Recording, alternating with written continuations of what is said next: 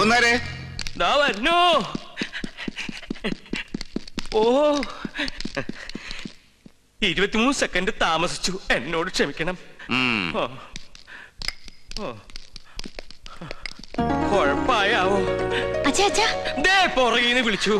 നിനക്ക് എന്താ വേണ്ടേ? പോണ വഴിക്കില്ലേ കോളേജ്, ഞാൻ അവിടെ ഇറങ്ങിക്കോളാം. 23 സെക്കൻഡ് താമസിച്ചതിന് തിരുമനസ് കോപിച്ചിരിക്കുക. അതിന്റെ ഇടയിലാണ് അവളൊരു കാലിപ്പോക്ക്. ബസ്സിൽ പോടി. എന്താ? ഏയ് ഒന്നുമില്ല, ഞാൻ കോളേജിലേക്കാ പോണ വഴിക്ക്. കോളേജ് ഒന്നുമില്ല. അവളും കൂടെ പോരണേന് തനിക്കെന്താ കുഴപ്പം? എനിക്കെന്താ കുഴപ്പം? ഇതെന്തിനാ കെട്ടിപ്പിടിച്ചേക്കണേന്ന്? ഇതിനെ നീ കല്യാണം കഴിക്കാൻ പോവാ? എടോ, സംഗീതം പഠിക്കണ കുട്ടിയായുള്ളു, ദേവീ കടാക്ഷം ഉള്ളവൾ, തന്റെ മുജ്ജന്മ സുഖത. കേറിക്കോ കുട്ടിയെ. ഞാൻ അപ്പളെ പറഞ്ഞില്ലേ കേറിക്കോളാം.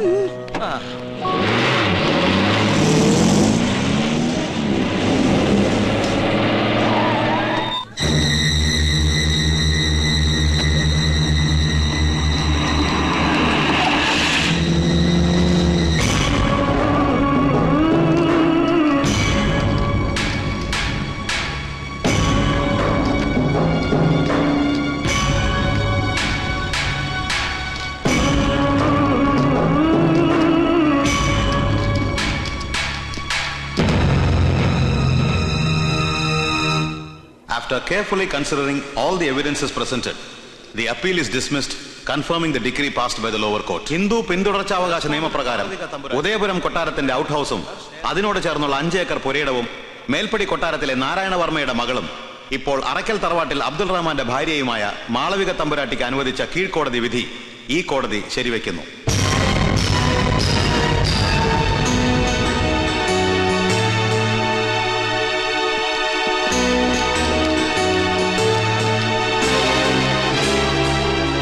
സൂചി കുത്താൻ ഇടം കിട്ടി. ഇനി നമ്മളെ നൊഞ്ഞു കയറി കൊട്ടാരം മുഴുവൻ പിടിച്ചടക്കും. ആലംബന. അതെന്താ കൊച്ചാപ്പ? നമ്മൾ അലംബനാണെന്ന് പറഞ്ഞാടാ.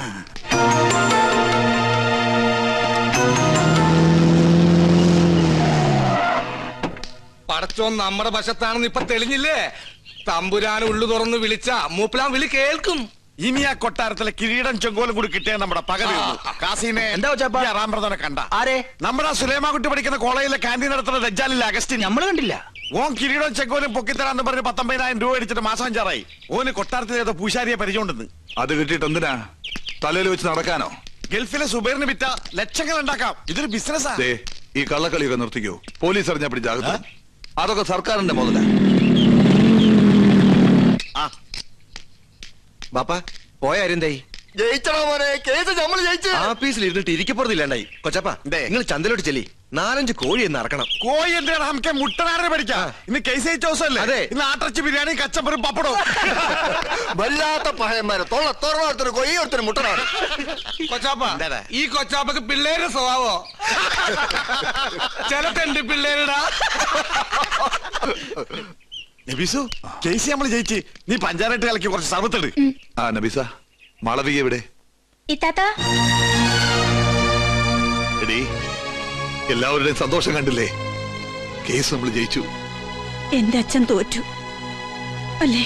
കണ്ട തന്റെ ബന്ധുക്കൾ ഇപ്പോഴും മറക്കാൻ കഴിയില്ലെന്ന് മനസ്സിലായില്ലേ? ഇതാണ് രക്തബന്ധം എന്ന് വെച്ചാല്.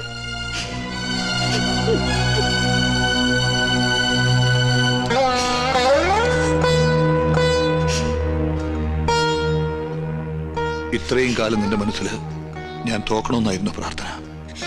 ഞാൻ കൊട്ടാരത്തിൽ നിന്ന് ഇറങ്ങി പോന്ന ശേഷം അവിടെ പരാജയം മാത്രമേ ഉണ്ടായിട്ടുള്ളൂ. ഇതെല്ലാം മനസ്സിലുണ്ടായിരുന്നെങ്കിൽ പിന്നെ എന്തിനാ വക്കാലത്ത് ഒപ്പിട്ട് തന്നതും കേസ് നടത്താൻ സമ്മതിച്ചതും? അത് ഇവിടുത്തെ ഒരു തീരുമാനത്തിനും എതിര് നിന്ന് ശീലമില്ലാത്തത് കൊണ്ട്. ഇപ്പൊ തന്നെ 7 തലമുറയ്ക്ക് ജീവിക്കാനുള്ള സ്വത്തുണ്ടല്ലോ, പിന്നെന്തിനാ കൊട്ടാരത്തിൽ നിന്നും പിടിച്ചു വാങ്ങുന്നത്? നമുക്ക് ഒരൊറ്റ മോനല്ലേ ഉള്ളൂ. എടീ, എന്റെ ഈ കാലിന് വില പറയുകയാണ് ഞാൻ. നിന്നെ സ്നേഹിച്ച കുറ്റത്തിന് എന്റെ ഈ കാല് തല്ലി ഒടിക്കുമ്പോ അരുതേ അരുതേ എന്ന് ഞാൻ കേണപേക്ഷിച്ചു. അന്ന് കൊട്ടാരം തമ്പുരാക്കന്മാരുടെ ഒന്നും കണ്ണിൽ ചോര ലവലേശം പോലും ഇല്ലായിരുന്നു.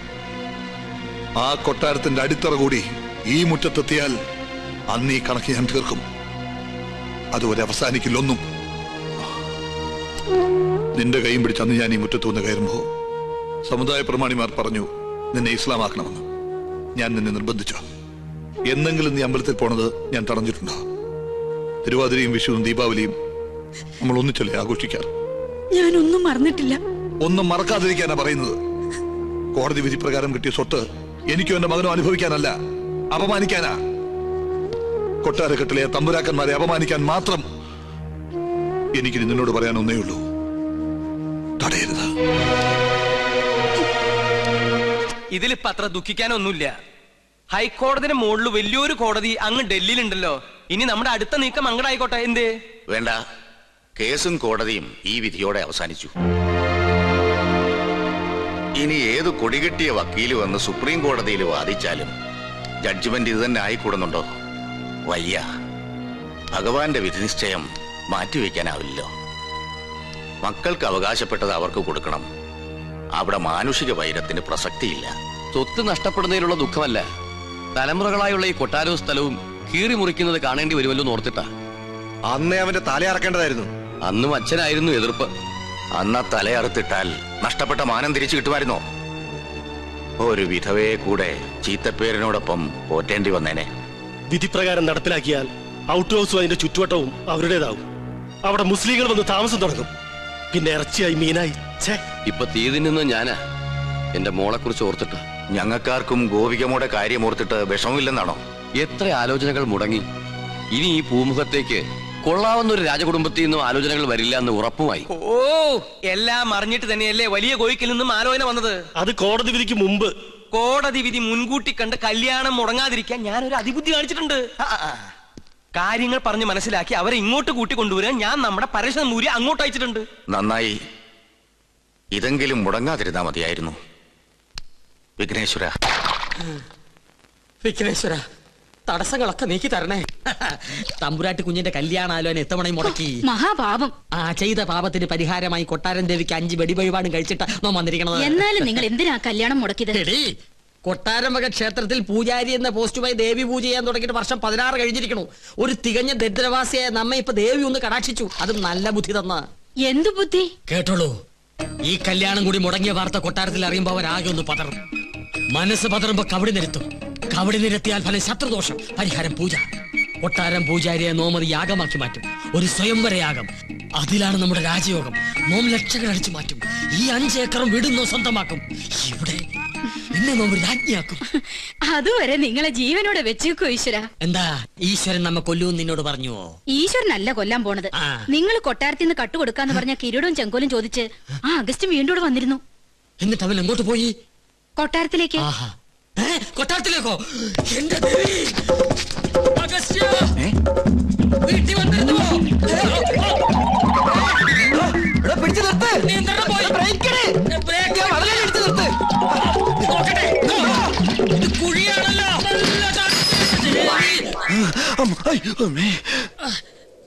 ചത്തിട്ടില്ലല്ലേ? ഇല്ല. ഇപ്പൊ ചത്തുപോയിരുന്നെങ്കിൽ ഞാൻ പറയുന്ന വിവരം കേട്ട് കൊട്ടാരത്തിലുള്ളവർക്ക് തന്നെ കൊല്ലാൻ പറ്റില്ലായിരുന്നു. അഗസ്ത്യ, ഒരു 50,000 ഉറുപ്പിക്ക് വേണ്ടി എന്നെ കൊലക്ക് കൊടുക്കരുത് കേട്ടോ. ഒന്ന് പിടിക്കുക. അഗസ്ത്യ, കൊട്ടാരത്തിലേക്ക് പോകരുത് കേട്ടോ. നിക്ക. അഗസ്ത്യ, നോ പറയണതൊന്ന് കേൾക്ക. വേണ്ട. അയ്യോ, താനൊന്നും പറയണ്ട. കുറെ കാലമായി താനിത് പറയുന്നു, കുറെ കാലമായി ഞാനിത് കേൾക്കുന്നു. ഇന്ന് എനിക്ക് രണ്ടിലൊന്നും അറിഞ്ഞു പറ്റും. ഇത്രയും കാലം പറഞ്ഞ പോലല്ല. എന്തിനും പരിഹാരം ഉണ്ടാക്കാം.